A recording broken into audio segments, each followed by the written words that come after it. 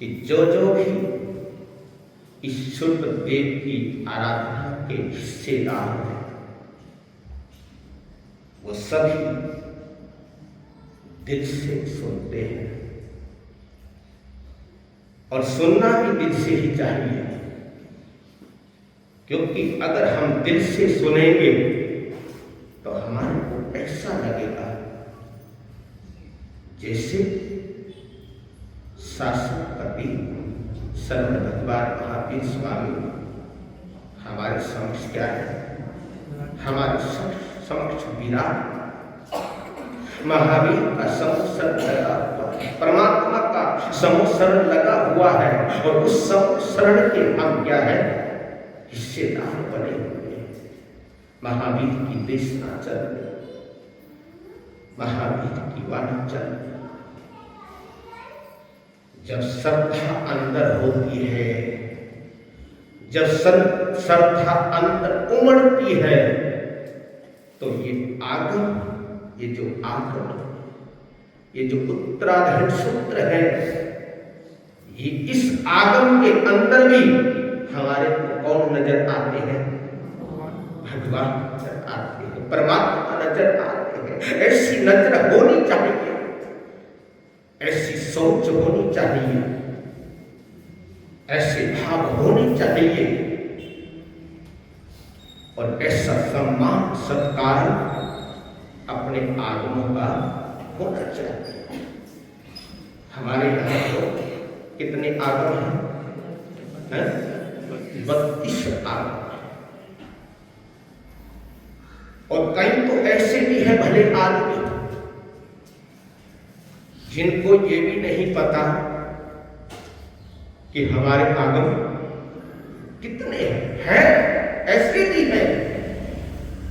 लेकिन तुम सौभाग्यशाली हो, पुण्यशाली हो, जो अपने मस्तक पर रखकर आगम को पहले धर्म स्थान में आकर आप इस आगम की आराधना करते हो, साधना करते हो और फिर अपने मस्तक पर उठाकर लेकर श्रद्धा के साथ अपने घर, अपने आंगन जाते हो।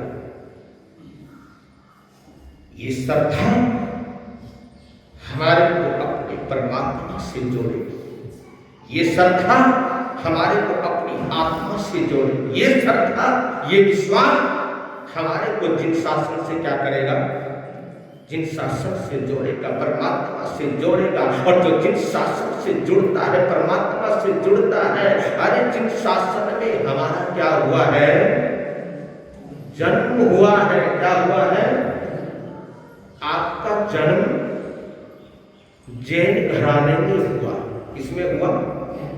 और हम जितने भी यहाँ संत बैठे हैं, हमारा जन्म जैन घराने में, जैन घराने में नहीं हुआ।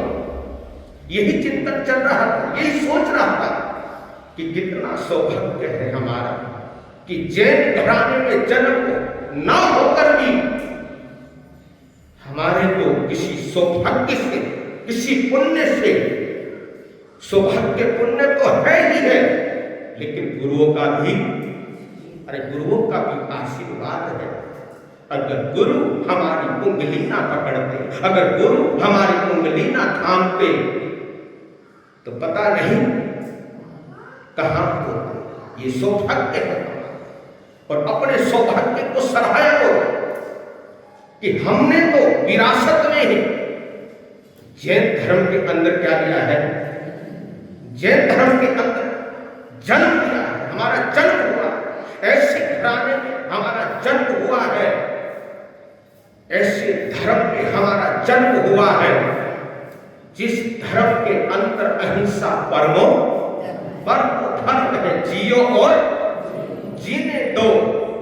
कितना पवित्र अच्छा धर्म हमारे को क्या हुआ है, प्राप्त हुआ। तो अपने सौभाग्य को सराहा करो। जब मैं सुनता हूं ये जिनवाणी, जब तेजस्वी मुनि जी बोलते हैं तो कई बार भाव विभोर हो जाता। क्या परमात्मा की वाणी है, इसमें जिंदगी का क्या है, जिंदगी का सार है। अगर तुम समझो और जो समझ कर चलते हैं, जो इसका सम्मान करते हैं, सत्कार करते हैं। और मुझे बड़ा अच्छा लगा कि जब आप घरों में ले जाते हो इस आगत को, तो जयकारों के साथ और जयकारों के साथ लेकर आते हो, और जो घर के अंदर जो माहौल बनाते हो आप, मैंने देखा हमारे मनोज जी के और भी जहां पर भी आगम गए हैं,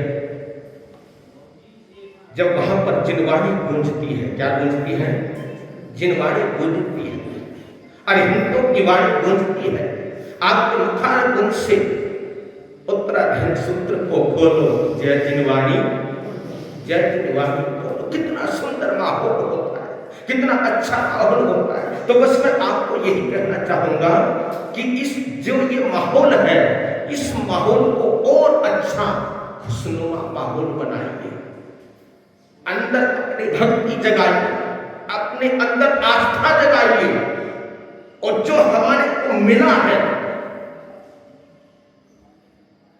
इसका अपने जीवन के अंदर महत्व जानकर चलिए। और महत्व वही जान सकता है जो अपनी दिल की निगाहों से इस आगम के अंदर भगवान महावीर को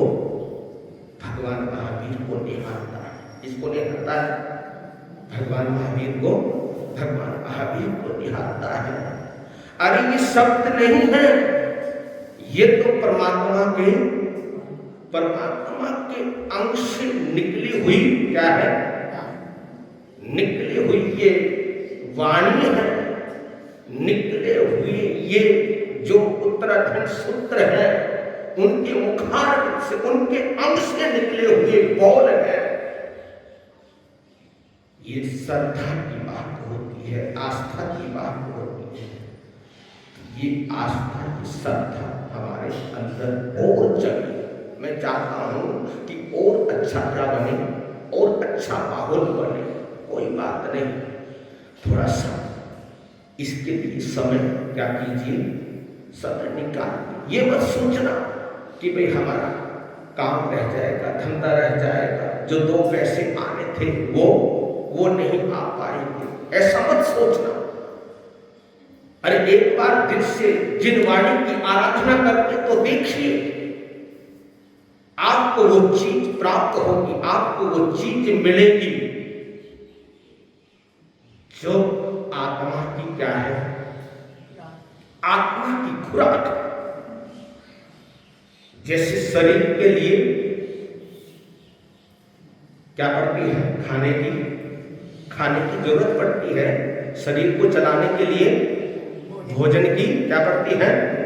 भोजन की जरूरत पड़ती है। ऐसे ही इस आत्मा को शुद्ध करने के लिए, पवित्र करने के लिए, आत्म उत्थान के लिए इसकी जरूरत पड़ती है, भक्ति की जरूरत पड़ती है, आत्मा की जरूरत पड़ती है, परमात्मा की जरूरत पड़ती है, सद्गुरुओं की जरूरत पड़ती है। तो ये बैलेंस जब बनता है, क्या बनता है? जब हम बैलेंस बनाकर चलते हैं।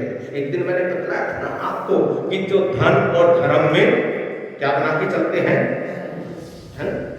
बैलेंस बनाकर चलते हैं, वो कभी दुखी और परेशान नहीं हो, वो कभी दुखी नहीं हो। दुखी वही होते हैं जो एक तरफ क्या करते हैं, एक तरफ ही दौड़ते हैं, बस माया माया माया। बस ये जो जुबान पे जो शब्द रहता है, दुखी वही हुआ करते हैं। और जो जिसकी जुबान पर, जिसकी जिह्वा पर परमात्मा रहते हैं, फिर वो कभी दुखी और परेशान नहीं हो सकता है। तो बस मैं चाहता हूं आप सभी से कि ये जो धर्म आराधना चल रही है, जो शुक्रदेव की आराधना चल रही है, ये जो उत्तराधीन सूत्र की जो आराधना चल रही है, इसमें और थोड़ा सा क्या करना है, थोड़ा सा अपने आप को एडजस्ट करना है। क्या करना है? एडजस्ट। समझ गए ना? हाँ, ये तो हमारा सब समझते हैं। आप क्या सब कुछ समझते हैं हम, ऐसी बात नहीं है। लेकिन इसको थोड़ा सा एडजस्ट और करना, और थोड़ा सा क्या करना है, एक्स्ट्रा थोड़ा सा एक्स्ट्रा करना है। यूं नहीं कि आपके अंदर भाव भक्ति रहे। बहुत अति सुंदर आपने जो यहाँ पर आगम शोभा यात्रा निकाली, वो सम्मान यात्रा निकाली, कितनी जोरदार। और ये चर्चा हर जगह, ये चर्चा हर जगह है, आपके नादों की, आपके संघ की, आपके समाज की। और जब अच्छी बातें कही जाती है तो संघ और समाज का क्या होता है, ओधा ओधा बढ़ता है। यही तो असली क्या है, यही तो असली कमाई है। ये जो धर्म की जो होती है कमाई, यही असली कमाई होती है। तो और जिसके घर की आदत जाए वो सभी को क्या करे, इनवाइट करे। और अगर इनवाइट भी ना करे तो फिर भी हमारा क्या बनता है, बोलो, हमारा क्या बनता है, हमारा फर्ज बनता है कि हम जाए और आगम की क्या करें, आगम की आराधना करें। क्योंकि बारी तो आप लोगों की भी आनी है, या नहीं आनी? नाम तो लिखाए होंगे, बारी तो आप लोगों की भी, आप लोगों की भी आनी है बारी। इसकी बारी, आगम ले जाने की बारी आपकी भी आनी है। तो सोचिए, चिंतन कीजिए, मनन कीजिए, एक खुशनुमा माहौल क्या हो हमारे तैयार हो। और ये भगवान महावीर का ये 2550वां है ना, 2550वां निर्वाण वर्ष चल रहा है। कौन सा चल रहा है ये? 2550वां भगवान महावीर स्वामी का निर्वाण वर्ष चल रहा है। ये सौभाग्य समझिए अपना, ये अहोभाग्य समझिए अपना। और इसी के साथ साथ जो हमारा पचरंगा है ना, समझ गए ना, जो हमारा पचरंगा ध्वज है, जिसको पचरंगा ध्वज कहते हैं, वो ध्वज ही नहीं है, वो पचरंगा ही नहीं है, उसके अंदर पंच परमेश्वरी भगवान, वो पंच परमेश्वरी भगवान का क्या है, प्रतीक है। क्या है वो? जो पचरंगा ध्वज है वो पंच परमेश्वरी भगवान का क्या है, प्रतीक है। तो पचरंगा ध्वज की भी स्वर्ण जयंती चल रही है। इसको पचरंगी ध्वज को 50 कितने हो गए, 50वां ये चल रहा है। उधर भगवान महावीर स्वामी का 2550वां निर्वाण महोत्सव, और इधर पचरंगा ध्वज, ये स्वर्ण जयंती 50 साल चल रहा है। तो मैं आपसे इतना ही कहना चाहता हूं कि घर घर पचरंगा हो। क्या हो? इस बातों पे थोड़ा सा गौर देना आपसे कि घर घर क्या हो, हमारे घर घर में क्या हो, पचरंगा ध्वज हो। देखिए, जैसे राष्ट्रीय ध्वज तिरंगा है ना, राष्ट्रीय ध्वज कौन सा है, जिसको हम कहते हैं तिरंगा। हमारे देश के गौरव का क्या है वो, हमारे देश के गौरव का प्रतीक है वो तिरंगा। इसी प्रकार पचरंगा झंडा जैन धर्म का गौरव दर्शाता है। जैन धर्म की इससे क्या होती है, पचरंगे से पहचान होती है, पहचान बनती है। तो महामंत्र नवकार के 5 पदों के प्रतीक के रूप में ये पचरंगा झंडा हमारी संस्कृति का क्या है, हमारी संस्कृति का संदेश वाहक है ये पचरंगा। क्योंकि ये 1974 में यानी भगवान महावीर के 25वें वर्ष पर, कौन से भगवान महावीर के 25वें वर्ष निर्वाण वर्ष में इस पचरंगे झंडे का स्वरूप निर्धारित किया गया था। है याद आपको? है ये जानकारी दे रहा हूं मैं आपको कि कब इस पचरंगे झंडे का क्या किया गया था, इसका जो स्वरूप है, इसका जो आकार है, इसका क्या किया गया था। उस दिन 2500 वर्ष में इसको निर्धारित किया गया था कि हमारा झंडा कैसा होना चाहिए। तो इस वर्ष हमारे जैन ध्वज के 50 वर्ष क्या होने जा रहे हैं, पूर्ण होने जा रहे हैं, संपूर्ण होने जा रहे हैं, यानी स्वर्ण जयंती वर्ष है ना, स्वर्ण जयंती बोलते हैं ना 50वें को स्वर्ण जयंती। तो यानी ये स्वर्ण जयंती वर्ष भगवान महावीर के 2550वें निर्वाण वर्ष और जैन धर्म के ये जैन ध्वज के 50वें वर्ष क्या हो रहे हैं, पूरे हो रहे हैं।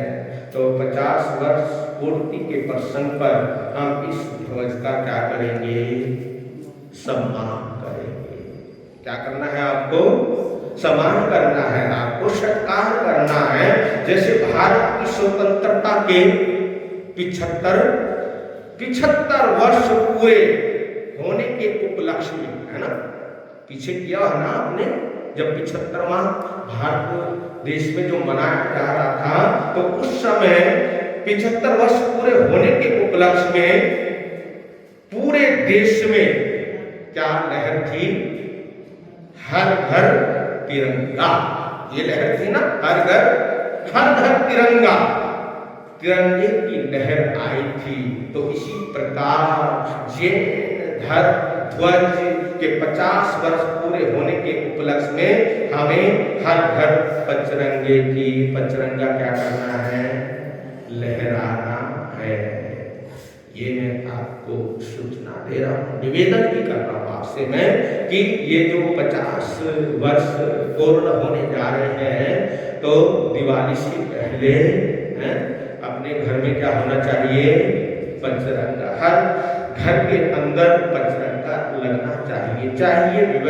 व्यवस्था संघ करे, समाज करे, या कोई भी पर्सनल करे, लेकिन हमारे को इस व्यवस्था को करना है। हर घर के अंदर क्या होना चाहिए, पचरंगा होना चाहिए। ये आप सभी से निवेदन है, क्योंकि ये जो दिवाली है ना, अभी जो दिवाली आ रही है, कितनी तारीख को आ रही है, 1/11/2024, और जो भगवान महावीर का 2550वां निर्वाण क्या हुआ था, शुरुआत हुई थी। वो शुरुआत भगवान महावीर की शुरुआत कब हुई थी, 13 या 12 नवंबर हुआ था शायद, हाँ 12/11/23 को हुई थी ऐसी, चलो 13 को जैसे भी हुई थी। तो 1 नवंबर को भगवान महावीर का 2550वां निर्वाण क्या हो रहा है, संपूर्ण हो रहा है।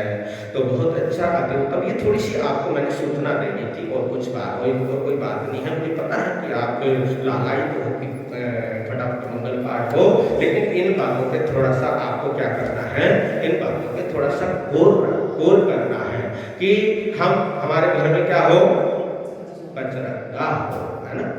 ये आप ध्यान रखना है। और भगवान महावीर का जो निर्वाण महोत्सव आ रहा है, ये निर्वाण महोत्सव हम तप त्याग और तपस्या के द्वारा क्या करें, तप और तपस्या के द्वारा बनाए। देखिए, जब भगवान महावीर स्वामी का के निर्वाण 2550वां निर्वाण प्रारंभ हुआ था, लगा था, उस समय हमने क्या किया क्या नहीं किया, ये क्या कर दीजिए, ये छोड़ दीजिए। लेकिन अब हमारे को ये सोचना है आगे कि हमने क्या करना है, कैसे करना है, कैसे मनाना है 2550वां जो ये जा रहा है, किस तरह से हमारे को मनाना है। तो ज्यादा से ज्यादा हम पंच परमेश्वर भगवान का जाप करें, भगवान का चालीसा पढ़े, भगवान की आरती करें, और कुछ ना कुछ ऐसे बच्चों के द्वारा कुछ ना कुछ ऐसे कार्यक्रम कार्यक्रम हम जरूर करें जिसमें भगवान महावीर के जीवन की झांकी झलक रही हो। तो इस तरह से हम भगवान महावीर स्वामी का ये 2550वां निर्वाण महोत्सव क्या कर सकते हैं, मना सकते हैं। तो समय भी आपका बहुत हो गया है और आज का जो यहाँ पर तपस्या चल रही है, आज की तपस्या का बचकान श्री आशीष जैन सुपुत्र श्री विजेंद्र कुमार जैन साक्षी से अपना नाम बोसरामी